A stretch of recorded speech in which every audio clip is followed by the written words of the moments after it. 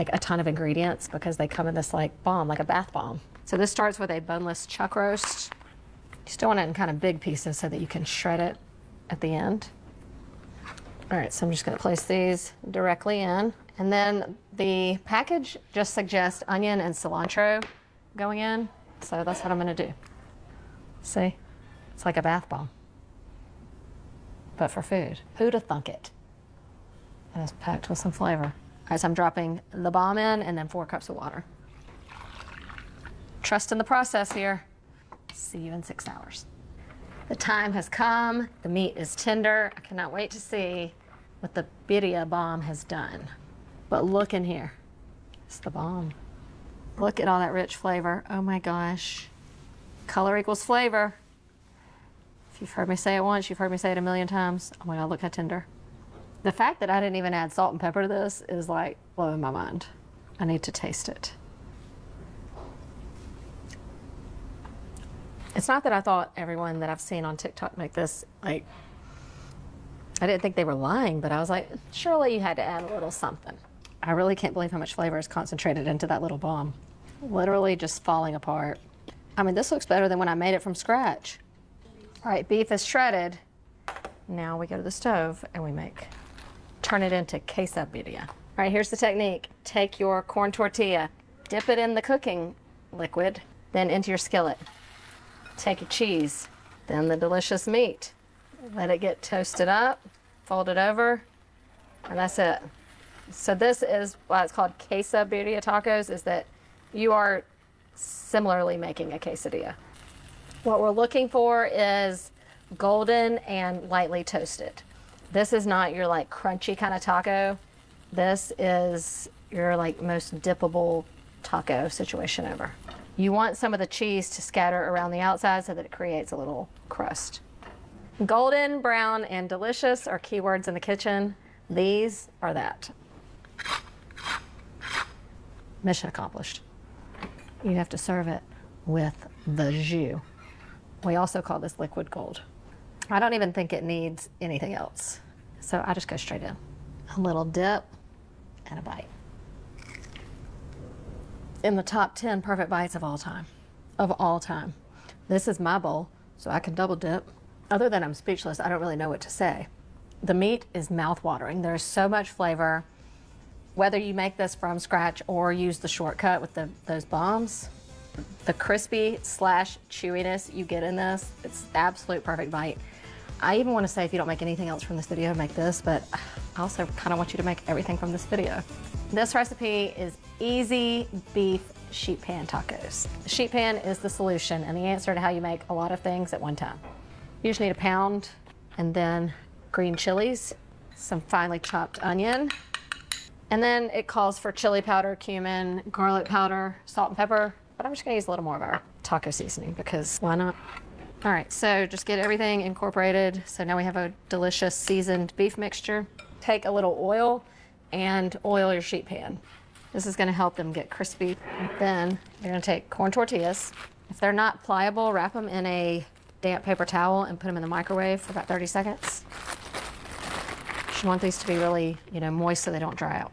Take your heated, moistened corn tortilla and you're gonna spread this beef mixture on half in a thin layer. Little refried beans on the other half. I like a beef and bean situation. Little beef, little bean, and then just some pre-shredded cheese. And then we're just gonna keep building. So easy. As long as you've got everything prepared, it just goes like a little assembly line. Similar to like those Jack in the Box style tacos where they just put raw meat, but they fry them. And you wanna be sure each side, has oil on it. That's it. Now, these go into the oven.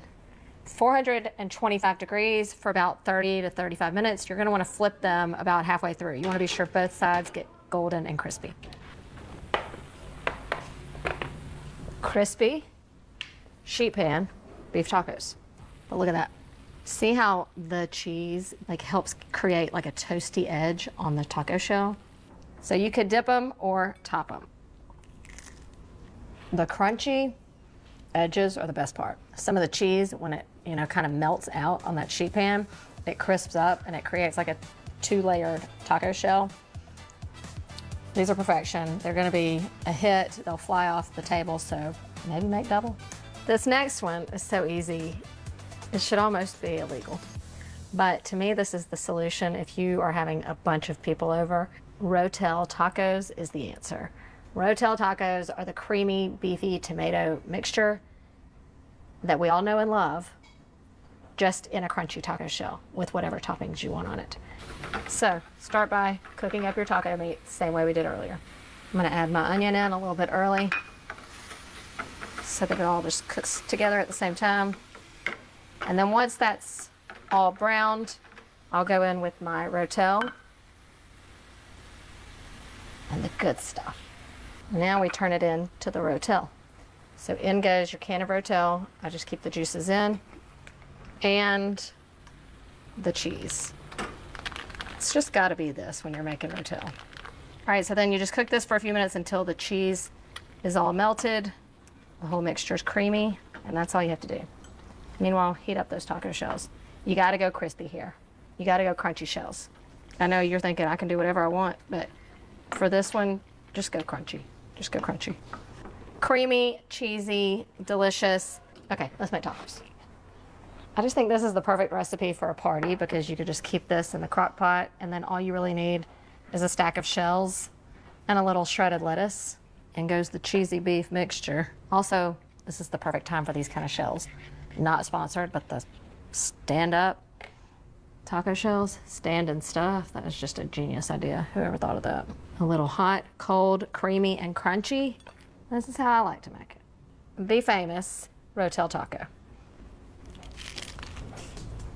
Shouldn't be that good. I want y'all to think I don't eat trashy stuff like this, but I do, and I love it.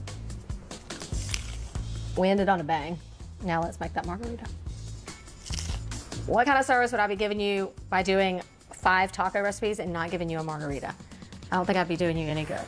So this is one of my favorite things. It is an Italian cherry margarita. So not our typical margarita, but it's one of the best things that you will drink.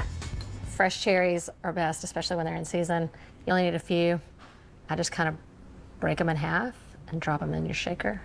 The juice of about half a lime.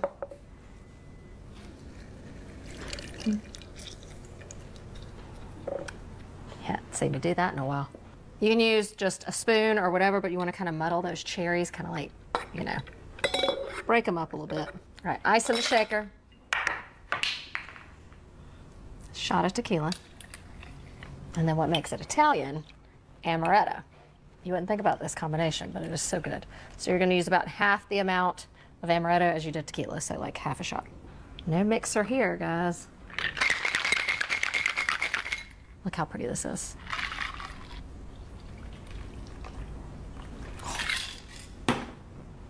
Cheers.